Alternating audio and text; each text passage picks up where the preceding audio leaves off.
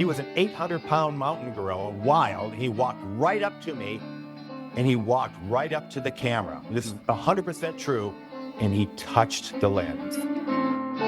Hi, welcome back to How Much Can I Make, the podcast about jobs and careers. I'm your host, Mirav Ozeri.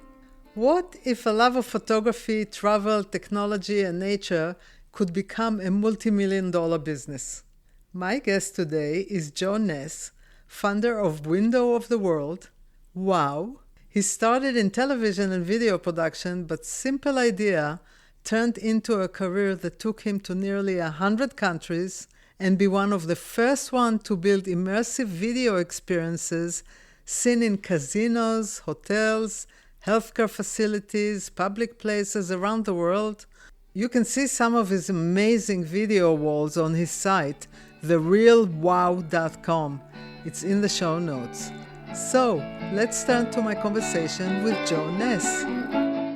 I'm excited to tell you a little bit about what I do. Yes. Grab my coffee. Let's have some fun. So, first I want to tell you I am so excited to talk to you because I looked at your footage and I actually think I saw some of your video walls in Vegas last year.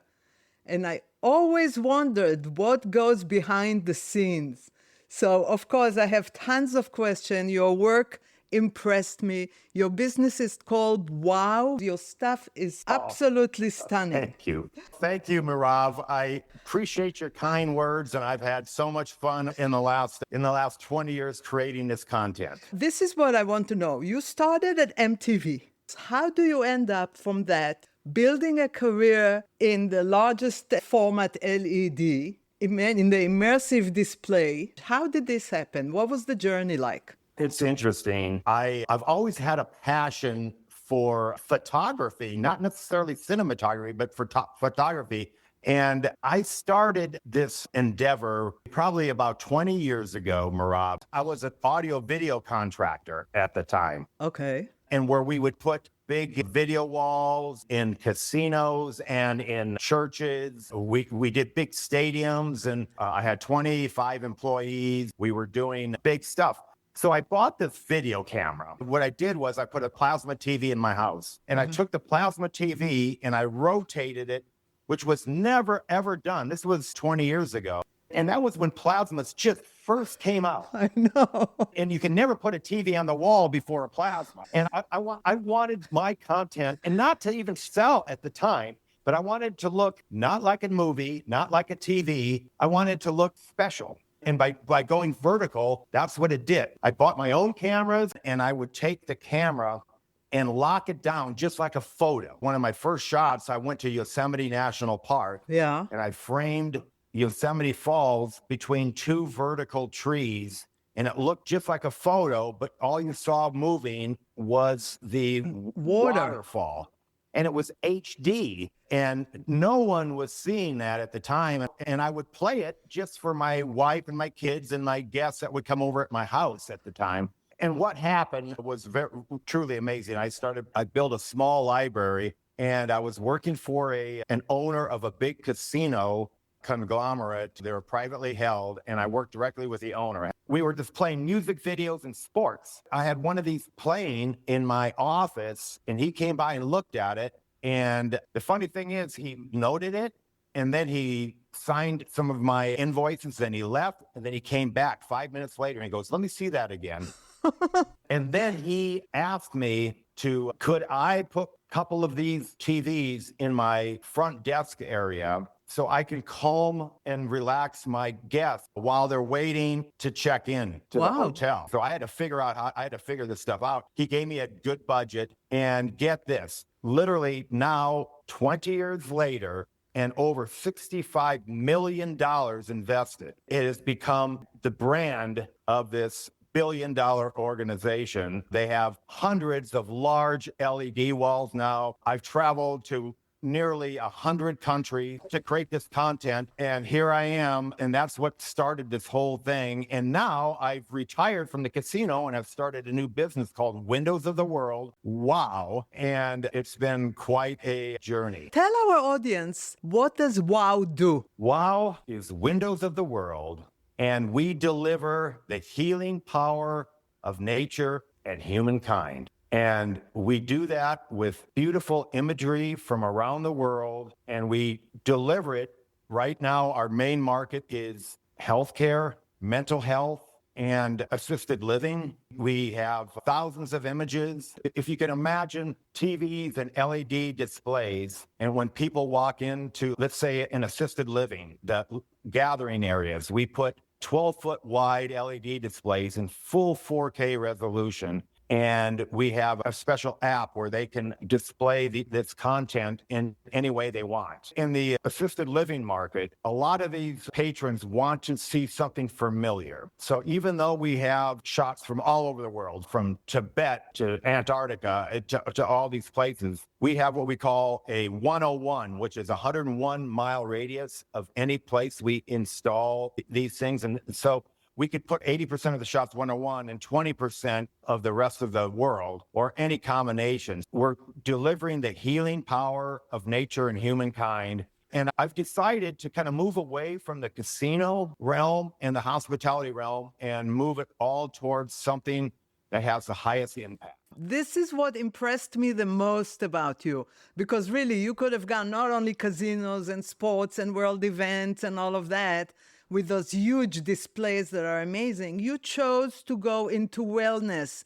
And first of all, did you actually see effect in elderly or other people, the effect of the nature videos that they see? Oh, 100%. It's documented. It is changing people's lives. People come up to these screens and they look at these screens because of their mental position. They have a hard time following storylines. All they have to do is look, and it brings memories. We were there, or my kids went to these locations. We're hearing constantly how this is changing the lives of these people. And in fact, we have a advisory committee with major hospitals from all over the world. And one of my partners, his name's Terry Torak. He's on the United Nations Task Force for Mental Health. And they're giving us ideas of how to best create content that would make the most impact for mental health. We can calm people or we can stimulate them. Wow. And it's one of the most amazing things to see the transformation of these participants. It's amazing. Do you decide what you're going to shoot and what the piece will be? It's like basically you, the writer of the piece? Yes. When we started this about 20 years ago, we went back and forth on how can we have the biggest impact. And so we started off with these long shots that were 5 minutes long, and then we did other things, but we ended up working on around 20-second clips, which, by the way, right now, that's short form video. And short form video wasn't even a term 20 years ago. It was about the perfect length. And then what would happen, Mirav, is we would play these randomly. So you'll see one shot of the Eiffel Tower in the fall, or maybe a slow drone shot spinning around the Eiffel Tower. And the next shot is a little stream of grass, of wheatgrass with a ladybug going up on it. And the next shot would be penguins in Antarctica. And the next shot would be maybe a shot of Boston skyline at dusk. It was strictly a visual narrative. There was nothing to follow. Do you put music on it? No, because these are in public spaces, but we have the ability to put music. You can, if you have a Spotify account, then you can connect to licensed music that we provided. Now, I am working with a gentleman who's a Grammy Award-winning composer, and he has done tremendous research in the healing power of audio. And we're working with him on licensing his content for audio that would match our stuff. And he's an amazing individual. So what was the reason? There must have been a personal reason for you to get into the healing and the wellness and the mental health of people instead of going big commercial and zillions of dollars. To me, I don't want to call it my final chapter. I'm 65 years old, but I don't want to call it my final chapter, but I'm entering a new chapter in my life. And I had worked with this casino for almost 20 years, and I'm not a casino guy. I don't gamble, I don't drink, I love to ride bikes, and nature is my thing. And I've always wanted to take my talents to a different audience, an audience where I could make a bigger impact. I made the decision to kind of move out of the casino space and move into the healthcare space. My partners, we looked into it really in depth, and we found that actually that space can be profitable and we can create an impact. Especially now in the age of AI, there's so much fast-paced editing and so much content that has intention of changing your ideas. How can we create content that has zero political agenda and it's real? It's not AI generated. That's the thing about our content. It's real. Our website, by the way, is therealwow.com. It's real. By the way, we are using AI to help us develop our apps and infrastructure, but our content will always be real. Moments in time. A photograph is an instant in time. We create these little windows of 20 seconds that are moments in time. I know, and I wanted to go behind the scene because I saw amazing footage of lions and apes and gorillas and elephant. How long do you have to wait to get that shot? Those shots were unbelievable. One thing about wildlife that I've learned over the many years I've filmed, you have to let the wildlife come to you, and you have to wait. As soon as you see, let's say you see a beautiful elephant, if you try to chase those moments, all you'll end up getting is them walking slowly away from you, and all you get is their rear ends, which isn't a good look. I've had to wait long periods of time, but most of the time, Mirav, it's the opposite. These little moments happen very quickly, in literally seconds. You have just literally 2 or 3 seconds to get your camera set up and go. Like in the case of some of the Africa stuff, a quick little story. We were in shooting the mountain gorillas in Rwanda. And we were up there and we spent a ton of money. We actually had to spend over $50,000 just on permits to film up there. But all the money went towards the well-being of the gorillas. Anyway, so we go up there and you only get 1 hour with these magnificent animals. We had to hike these incredible mountains and we had a whole crew of guys. And I actually had a reality show crew with me, filming me while I was doing all this stuff. Because we spent that kind of money, we had the head of the national parks with us to make sure that we would get this great footage. The gorillas were behind us, behind a little bunch of bushes. So we had to get our cameras out. And I had lenses that cost more than a Land Rover. They were there. And my son was with us, and I had a whole bunch of people helping carry. And we got all of our cameras ready, and they literally started a stopwatch for 1 hour. So we go in here, and the first thing I saw was this little gorilla running by me. It looked like a chimpanzee, but it was just a small, young gorilla.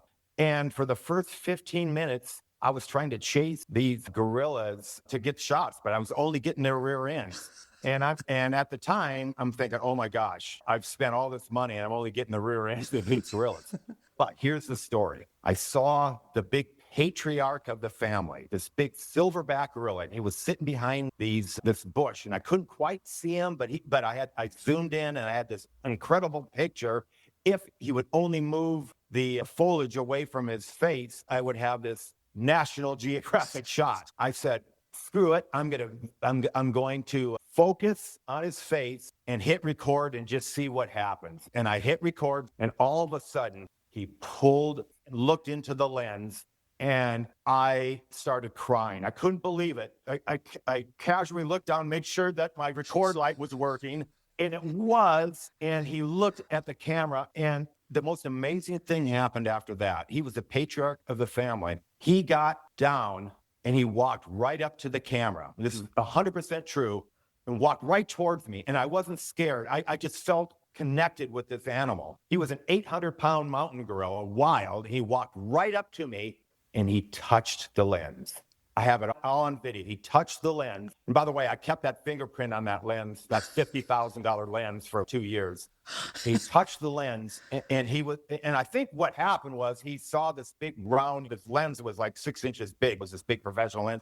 He might have saw a reflection, but he touched the lens. And after that, for the next 45 minutes, it took 15 minutes for this to happen of the 1 hour that we had. He must have said to his fellow gorillas that these guys are cool, let's give them a show. And after that, I kid you not, it was like they posed for me.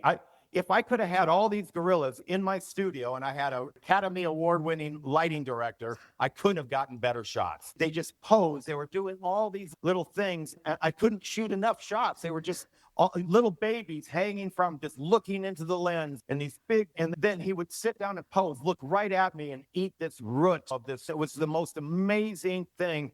And I felt this connection. I felt this connection with nature. And now every time I shoot wildlife, I need to get a connection with these animals. One little thing is at the end of the shoot, the patriarch grabbed a female and they mated in front of me. It was the most amazing thing. And I didn't use it. I photographed it, but I didn't use it on my final shots. But it was the most amazing thing. The head of the national parks that took us there said he's only saw that twice, and he's been doing this for 15 years. For some reason, we have this connection. And imagine this, Mirav. At the time, there were only 750 wild gorillas. Now they've gone up to, I think, 1,500 now. But what if that mating resulted in a new silverback gorilla? I don't know if that happened or not, but it was the most amazing experience. And I've had many experiences like that filming all over the world. I know. I think I saw the shot of the gorilla on your website that really made me stop. It is so sharp. Which brings me, I just want to ask a technical question. You use the Hasselblad camera with the 5K plus. Is that the camera they took on Artemis 2 to shoot the space now? I think so. And that's the still camera. The video cameras that we use, we shoot 8K with Wow. with these red cameras with big cine lenses. And the cine lenses are, everything's manual. We shoot 8K in 60 frames a second. What happens is when you play 60 frame a second video back, especially on big, large screens, it gives you unbelievable real feel. When you shoot 24 frames, that's a film standard. It became a standard way back in the 20s and when color film came out. But 60 frames, it's a true window of the world. And when you see this content on big screens with playing back on servers that will allow you to play 60 frame with 120 hertz refresh rate, it's like you're there. We color grade our footage. We spend 10 times more time than just doing color grading and trimming our clips than we do shooting them. We call a secret sauce that we do. You see a lot of stuff on YouTube, but our quality is far superior. And we put a lot of money into it, by the way, a finish to our content.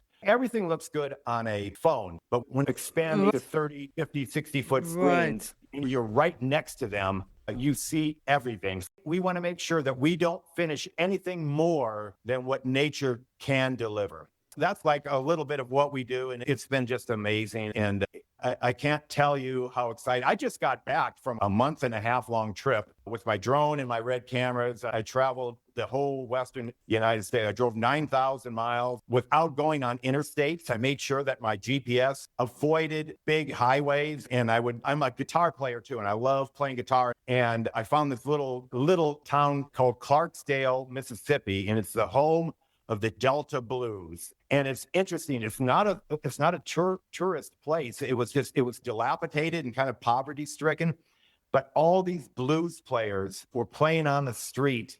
And I got some amazing shots of that as well. And it was the heart and soul of America. Wow. And the world is so beautiful, and it holds billions and trillions of moments every day, of these little moments that you can capture. I don't go out and try to shoot necessarily subjects. I try to shoot light and moments and try to find rare light, try to find that sunset light, or when the fog is rolling through a mountain. I find if I feel something when I shoot a picture, the audience will feel it too. You have to feel it. It's partially in your eyes, but mostly in your heart. Yeah. So you've been to 100 locations. Which location, beside that thing in Mississippi that obviously was emotional for you as a guitar player, what other location really blew your mind? And what did you learn about humanity from all those places that you go that people never go to? Oh, a great question. One place that touched me is when we were traveling through Tibet in Nepal, and we were going through these areas, and we were on our way to Everest on the Tibet side, and it was a very interesting trek. But on the way, we had a guide, and he was Buddhist, and he was such an amazing human. We kind of learned his philosophy to a certain degree. It would take a lot longer than the time we had to learn it all. But he was this incredible man that we actually fell in love with. And he took us to these temples, into these places, and with such kind heart. And what we learned, and when I say we, my son was with me, and what we learned is the world is this huge place. And I've been so fortunate to travel many corners of this world. But what I've learned is the more I've traveled, the more I realize what I don't know. Interesting. It makes me humble. I grew up on a farm in South Dakota, and I have some friends that have never traveled, barely out of even the state. And they're great people, but they seem to have the answers for everything, and they haven't seen the world. And I've seen a lot of the world, and I have no answers. All I know is people are the same everywhere, no matter what they're political. We are so much more the same than we are different. And if there's any way my images can show that, I want that to happen. I remember seeing this girl in Nairobi. She was doing all the work. The young girls do all the work. The men kind of sit around because in the past they were warriors. So these young women are doing carrying the water and doing all this stuff. And I just saw her when we were filming that area, her eyes just for something bigger and better. She just wants to have a life. We were in the middle of a village. It was nothing but grass huts. But they had a big table with solar panels with 100 phones. These villages, they all have cell phones. They're connected, but they had no way of charging them. So they were all charging them on this table. I got a picture of it. It was amazing. So they all want their burdens lifted any way possible. And if there's any way we can do that, we're trying. And one way we're trying, and one thing we're doing with Windows of the World, we have a little side thing on our website. It's called the Wow Academy. I was going to ask you about that. I want you to tell me about it. Yeah, thank you, Mirav. I'm really proud of it. Every quarter, I get online, we do a video presentation to students from all over the world. The last one we had, I think, 150 students, and they were from Kenya, India, Vietnam, Thailand, or from all over. And we're teaching these young filmmakers and students how to create images, and I give them inspiration, how to shoot it and how to get the best quality. And you can do it with phones. You don't need these big cameras all the time. And I was always asked, what's your favorite camera? I always say the camera that's with me at the time. And a lot of times it's your phone. Now, obviously we want the best quality and all that. But anyway, we're teaching these students how to create content. And then if they make the grade, we pay them. We actually pay them and buy their footage. And it gives them a lift. And as a matter of fact, right now I'm working with my partner, Terry Porak. During the World Cup in Sao Paulo, we're going to have a contest, and the winners of Wow Academy will have their footage shown on the big screens in the World Cup. So it's very important. If any of the listeners want to get into the Wow Academy, how can they do this? Just go to the website, click on the Wow Academy. It explains it all, and there's a page that you can upload your footage, unedited, because then we take the footage and we put our secret sauce on it. We can make cell phone footage look incredible. The key is it gives them a sense of community. It gives them a sense of pride in where they come from and where they live, and find these little moments. Let's take this Wow Academy and let's fill our library with moments of the world from all over, from Russia, Iran, to wherever. Let's open the world to the beauty it has. I saw that for the casinos, you worked on a 100-foot video wall. Is there special preparation when you shoot for something as large as that? Yes, and there's a lot to that. And by the way, part of what our business does, and we also design these video walls too. And so we do the design, and we make wraparound columns and interesting shapes and all that kind of stuff for certain installations that require it. But yeah, when you're shooting for these video walls, this is ultra panoramic. And it was curved, if I'm correct, right? Exactly. What we do on that is we would segment certain video scenes into this wall. You might have 5 or 6 4K images playing on different servers, right? Different video servers in 4K. And you would superimpose those on the screen and move those around in a way to get the most impact. We have an installation where we have two big columns. They're 4 foot on each side, and they go up, I think, 30 feet high. I saw that. So there are these columns that are four-sided seamless video. You don't see the corners. And what we've done is we created drone shots wrap around the columns that all move in one direction. And so it's constantly dissolving from a shot flying over a ridge in the Alps to a shot going through the rocks of Sedona to shots of the Eiffel Tower in Paris. And they're constantly moving forward. So it's just, you're constantly flying through the world. Do you own all your footage? Yes, great question. When I worked at the casino for the last 20 years, they paid me really good money. We'll talk about that over the years. And they own the footage. And so part of the deal when I retired from the pepper mill and started my new business that I could not use that footage at least until I build a big enough library where we can trade footage. Oh. And we're in the middle of doing that now. I created for the pepper mill some 20,000 beautiful images. My new company, Windows of the World, which we only started back in August, we've already got up to 5,000 of our own images. So we're already a quarter of the way there in less than a year. And I've put a lot of my own money into it, buying trips, buying cameras, buying drones, and all that kind of That's stuff. a huge investment. It was a big investment. The beauty is I have the rest of my life to build this library and maybe some help with the WOW Academy. It's a bit of a challenge right now when you work for an operation like I did with the casino for so many years that had almost an unlimited budget. And I worked with the owner and I made all the decisions. I decided where we go and I decided who would come. And I had no one above me except for the owner. All he would do, he would want me to go as much as I possibly can, and he would just pay for whatever. I remember, and we had the opportunity to go down to Antarctica, and I brought it up to his attention. He goes, let's just do it. And so we went to Antarctica, and I couldn't believe shooting penguins. I got this shot of this emperor penguin coming out of the water, walking in front of a whale skeleton, an incredible low light. When you get to Antarctica or to Alaska in the summertime, the sun stays low 24 hours almost. And that magic hour. Is the magic 20 hours. What was the most amazing location you went to? I would probably say the South Island of New Zealand. There's some areas in New Zealand around Mount Cook. I remember laying down looking at the stars after a great day of filming. I looked up and then we saw the Southern Cross constellation. We just sat there and almost fell asleep at the beach, and we just watched the Southern Cross dip into the horizon. And it was the most amazing experience. And I just felt, what did I do to be so lucky to be sitting here in the world making good money? The thing about video production, and I worked for MTV and I worked for all these places and worked on movies and all that stuff. And you never get that kind of freedom. You're always answering to someone. You're always a small part of this big picture, right? But I came up with this little idea of creating this content to put on screens that is so simple. How could anyone think it was worth anything? But it was, and enough that I was able to change my life and the people around me.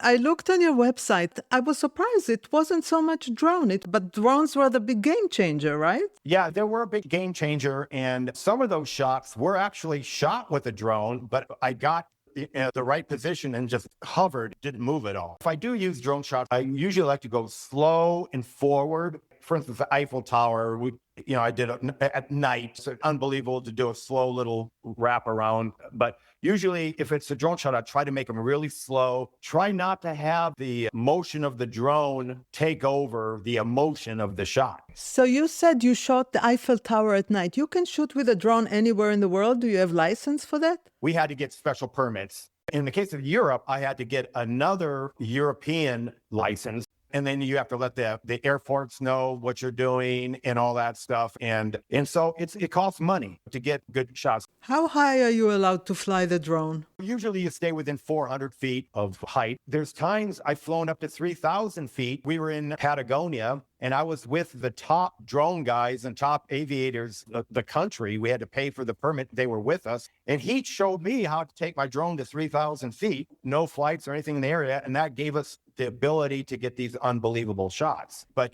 we had the guys with us that allowed us to do that. Now, those drones are not a $2,000 drones. How much a drone like this cost? We have drones that we spend as much as 30, 40,000 with, but those are so big. Our drones that we do most of our work with is about $5,000. They're not crazy expensive. Wow. But they're amazing what they do. The goal with a great footage is to get high resolution, 4, 5, 6K resolution, but it looks smooth. It looks crisp, but it has a lacquery feel to it. Not over harsh. Your phone can shoot great stuff, but if it's blown up, it can look kind of harsh. It shoots 4K, but it can look kind of harsh. And there's reasons why people spend so much money on good cameras. So you said that you went on your own in August. Were you afraid? Yes. Was there a big money risk to do that? Yeah, I was making over $300,000 a year with this casino for years. And I was saving money, doing all this stuff. And all of a sudden now that's going to go away. I had to spend hundreds of thousands of my own dollars to buy drones, to buy permits, to buy insurance, to buy cameras, not only drones, but nice red cameras and lenses and tripods, and with nothing guaranteed. I didn't have a market.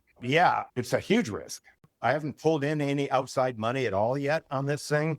And we'll probably going to be looking for investment here in the next few months, but we've done everything ourselves. And the immersive video industry is at the beginning of it. 100%. We put a lot of time into the market and where it's going, and it's getting really big. We have a niche in what we're doing with our market and with our quality, and more importantly, how we curate our shots. When you go online to YouTube, they have great looking stuff. What you typically see is like a series of the same location, a shot of the Grand Canyon, and it's 20 minutes of Grand Canyon shots. Correct. But with our content, you're seeing a different shot every time. So you manage a team of 60 people all over the world. I saw people in Brazil, in Australia. It's really crazy. I don't even know how you do it. What is a typical range of a project that you work on, the lower end and the higher end? Let's say we do a trip to Australia. I can do it as low as $10,000 by hiring local guys that I've already worked with. And for $10,000, maybe I'll get a few dozen really good shots. Or I could spend $50,000 or $60,000, take a team of 3 or 4 people and spend 2 or 3 weeks and shoot everything ourselves and then get 500 great shots. So there's a big range. I've spent as much as $300,000 on a big trip to South America. It was about a month long. I had a team of 6 guys, and then we hired guides all over the place. You have a secondary market, right? You have footage you can sell to films and commercials and... Yeah, 100%. We do sell. As a matter of fact, it's funny, at the Nona Impact Forum, one of the Shark Tank guys was there. I talked to him afterwards because I was thinking about maybe I can pitch my Windows of the World on Shark Tank. Oh. My company has a piece of footage that's displayed when the contestants are walking through the little alleyway and they see these sharks on the TV monitors on the side. That's my footage. That's my underwater footage. And I sold it to the casino. We sold it to them early on, right when they were first starting Shark Tank. And we sold it to them and they're still using it. Oh, yes, we can sell the footage. We're not a stock footage company. Our business model is licensing. And video wall sales is part of what we do because that's one thing that we got really good at. We do all the drawings and the schematics, and we can design very intricate video wall systems. So let's say I want to build a 20 feet by 30 feet video wall. What would it cost me? What would you charge me? That's a big one. Yes. I would say by the time you get it, it all depends on where you do it too, because the permits and contractors, but probably would be $500,000 probably. Oh yeah, I can see that. You mentioned AI before. Your footage is so perfect and is so stunning. I'm sure some people will say this was shot by AI. How do you make sure people don't think that AI did it and it was your hard work and sweat that did it? That's the $64,000 question. Where is any content going? There's programs you can give them about 2 paragraphs of context and they can create a song that sounds professional and it's free, basically free, and it just spins for about 2 or 3 minutes and then it spits out this content, right? And people are starting to, and I'm hoping this is my answer to your question, people are starting to push back a little bit. Yeah. What is real and what isn't. And people want to know. There's companies out there, Mirav, right now that are working on tagging videos and music real or not real. Oh, AI. good. In fact, that's why I got this new phone and got these microphones and I got all this stuff. So we're documenting our travels. But let's be honest, even those could be AI if one wanted to. But I don't know where all this is going to end up. I don't know. Nobody does. All I know is we're going to continue doing our stuff and we're going to create real content. TheRealWow.com. That's us. I know there'll be a market. Is it, at one point we looked at it, can we create an app like Calm? I don't know if you're familiar with the Oh, Calm of course. app. I love it. By the way, Calm had a market cap, and I think it still is, a market capitalization of $4 billion, that app. What? I didn't know that. Yeah, $4 billion with a B. And they have just very limited video. Our library is way bigger than the Calm library as far as video goes. So we're thinking, could we build this thing that big and make it what we call an OTT, which is an over-the-top app? That's what YouTube is. It's basically delivering video over the top of standard cable TV and broadcast. And could we build this thing into something like Calm? Or do we build it to something? We have Wow Academy in full swing. We have 10, 20,000 images, and Google or Apple want to add that to their collection, or Samsung or LG. And then they buy you for $200-300 million. That would be nice. What would you tell your 18-year-old self given all your accomplishment? Oh my gosh. Oh, I love that question. When I was 18, I was living on a farm in South Dakota. and I had 2 brothers and a sister.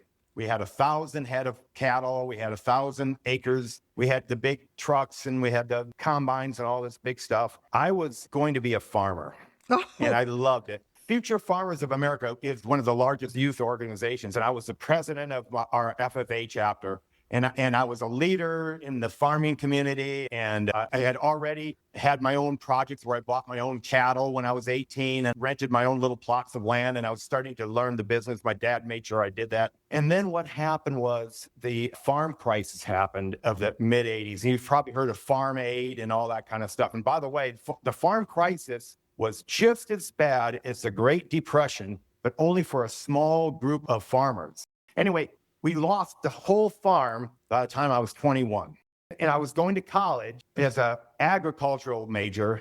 I changed my major to communications, grew my hair long, learned how to play guitar, and learned how to DJ, club DJ. And I moved to Reno and I started DJing. I was in bands and I started mixing sound and I got into this whole other business. That's what started this whole thing. But I always wondered what was over the hill. And I'll never forget, I went to San Francisco with a friend of mine. I'd never seen that ocean. So I went to what they call Land's End. It's right at the edge, and you could see all the big waves were crashing and watch the sunset. And I was probably 22 years old then. And I just wondered what was on the other side of that ocean. And now, being 64, almost 65, going to and hitting almost 100 countries and seeing it all. I wouldn't in a million years would have thought I could have come up with this simple idea of locking down a camera and creating content when I was sitting on that tractor in South Dakota. I never would have thought that. All I would tell him, that 18-year-old guy, follow your dreams, do what you love, and work hard. It's all about hard work. Luck only allows your hard work, gives your hard work a little better chance. Your hard work on finding the location and rushing and doing when that great spot of light comes down and it only lasts 2 minutes and you have trying to get a 30-second shot. That's your luck. But you better be darn sure that your camera's ready to go and your tripod's ready. And so you're constantly looking around. So luck has something to do with it, but hard work and perseverance and passion.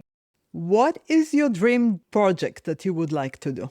Or you're already doing all your dream projects? No, we're working on it. Right now, I'm working with the people with the Cleveland Clinic organization, and they've grown to, I think, 800 contributing hospitals around the world. Oh, wow. And they built a huge facility in Abu Dhabi. They have one in Las Vegas here where I'm located.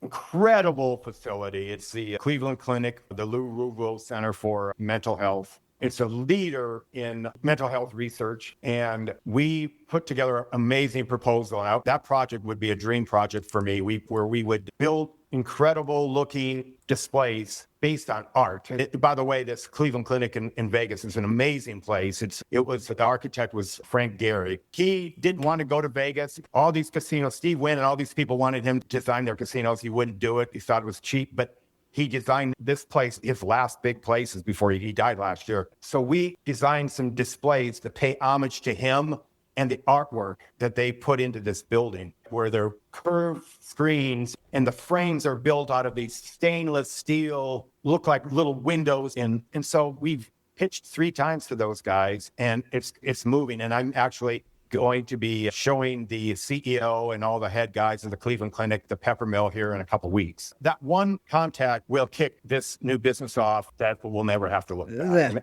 That's what we're working on right now. And that would be a dream job, to provide content, not only for their building, but one of their mottos and one of their mission statements is to teach and help the caregiver. And so we're working that we can provide the Cleveland Clinic outpatient screens, or like just regular TVs and licenses that can be specifically curated for that particular patient. And anyway, sounds amazing. That's where we're at. I know I'm going on and on. That's amazing, Don't get me started, Mirav, because I'll go forever. Well, I love what I do. Oh, yeah, I can tell your footage. I used to be a photographer, so I know what it is. I know what it is to get the light, to get the expression, to wait for the shot, to lose the shot because it's so fast. I know. I was so impressed with your work. And basically what you did in this conversation, you proved that you can have a career that combines entrepreneurship, travel, creativity, purpose. It's a dream for so many people, and you did it. Anyone can do it when you do things for the right reasons and you have a high integrity, and then find a way to make money. That's a big part of it. You have to find a way to make money, because that's the sustainable part of your dream. Right. And you can, and it can happen. Who would have thought this farm boy from South Dakota would have been able to do this stuff? And now I'm not going to call it my final chapter, but in my next chapter, to do it on my own, who would have thought? And it has been a dream come true, and I'm living a great life. Really, more power to you. And I can't thank you enough for this interesting conversation.